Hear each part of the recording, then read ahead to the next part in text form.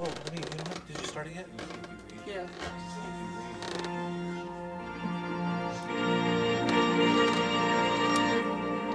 All rise, please.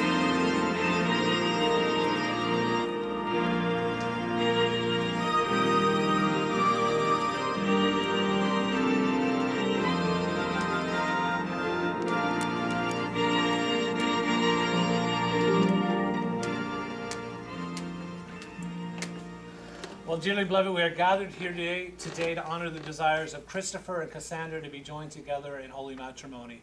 You know, marriage is a time when a growing love is made public. It's when a man and woman commit their life and their love with promises to one another in the presence of witnesses. And so on behalf of this beautiful couple, I want to thank you all for coming here today and joining us in one of life's most joyous celebrations. At this time, you all may be seated. You know, Christopher does say for the reason of marriage that the man must leave the family, be joined to the wife. The same for you, Cassandra. You're to leave your family, cleave to the husband, and the two shall become one. And therefore what now is brought together, we let no one come in the middle of this union. You know, the foundation of your marriage is built upon the love that you all have for one another. And it's been said that love, in the context of marriage, wants to give.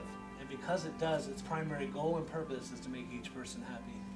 Also, love is the soil and that climate in which now both of you, Christopher, Cassandra, you begin to grow, flourish, experience, and I believe even achieve things far beyond what you could ever do on your own. And for that, it takes love. And the example of how to love one another that I've learned over the years is that love is patient and love is kind. Love is not envious and love is not boastful.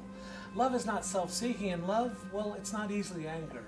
Also, love doesn't keep a record of wrongs. But Christopher and Cassandra, I'll tell you what love does do. It protects, it trusts, and it gives hope.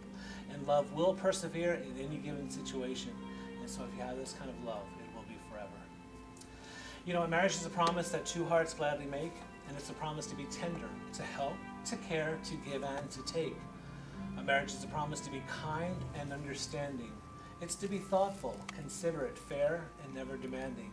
And finally, a marriage is a promise to share one life together, and it's a love-filled promise that's meant to be kept forever. Now, if you wouldn't mind, I'd just like to hold your flowers for you. And Christopher, if you'll take just a tiny step towards me and turn into your gorgeous bride. There you go. And as you join hands, and as you gazing wonderfully and passionately into each other's eyes, and as you reflect on the love that drew you here today, I'm just going to talk about some promises over your life. I promise to give you the best of myself and ask no more than what you can give. I promise to accept you the way that you are, the way that I fell in love with you, for your qualities and for your abilities, and I will not try to reshape you into a different image. I promise to share with you my time, my close attention, to bring joy, strength, and imagination to our relationship.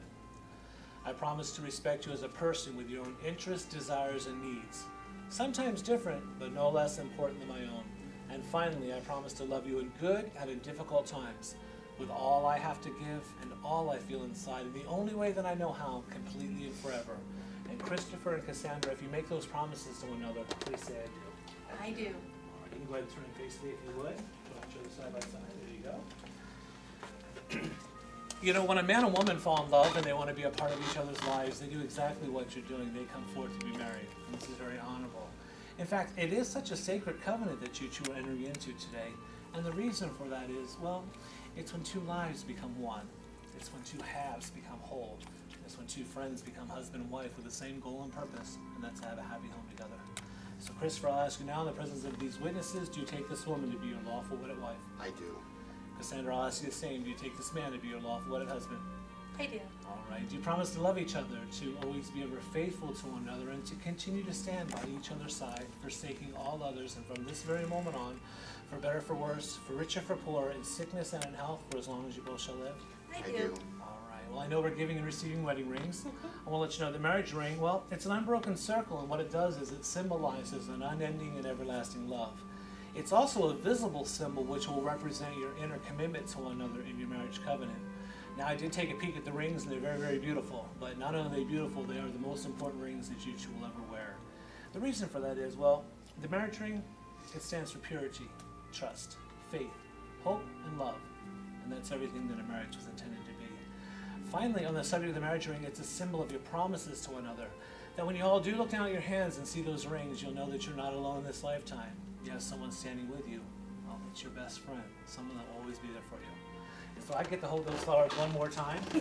And Christopher, if you go ahead and place the wedding ring on Cassandra's left hand of her ring finger for us. All right, now as you're holding onto your beautiful bride's hand and looking wonderfully into her eyes, if you'll first just tell Cassandra that you love her.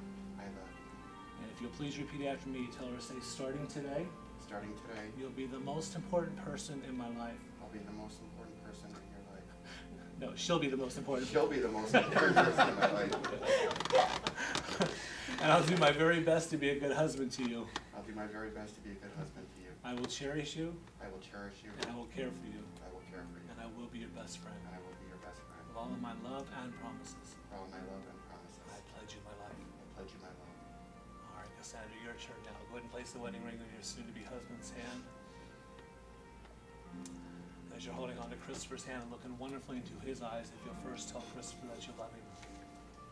I love you. And if you repeat after me, tell him, say, starting today, you'll be the most important person in my life. You will be the most important person in my life. And I'll do my very best to be a good wife to you.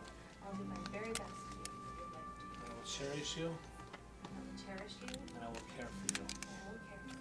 And I will be your best friend. And I will be your best friend.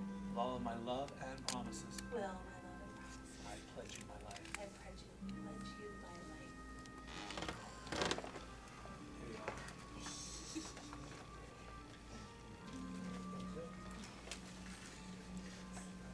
You please go ahead and join me over here at the unity candle. What a beautiful looking couple. All right. Some fire here.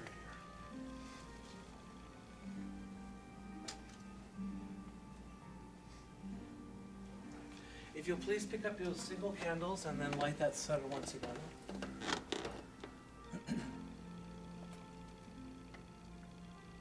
All right, go ahead and blow out your single candles if you would, and then join me back in the middle.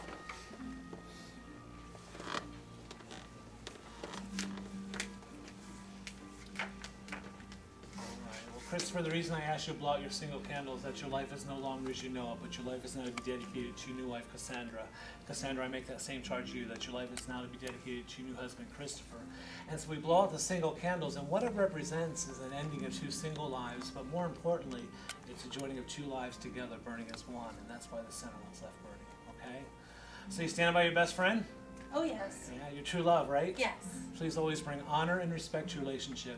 Wherever you go and whatever you do, will you please be each other's best representatives? Always. All right. Well, since you pledge your love, devotion, and promises to one another in the presence of witnesses, it's with great joy, pleasure, that by the laws that govern the state of Nevada, and as an ordained minister, that I do now pronounce that Christopher and Cassandra, your husband and wife, may kiss your beautiful bride.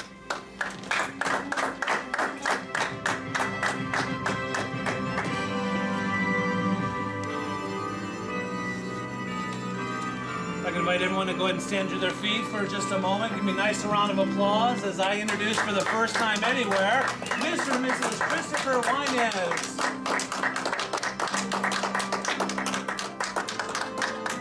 All right. Come on back up here if you would.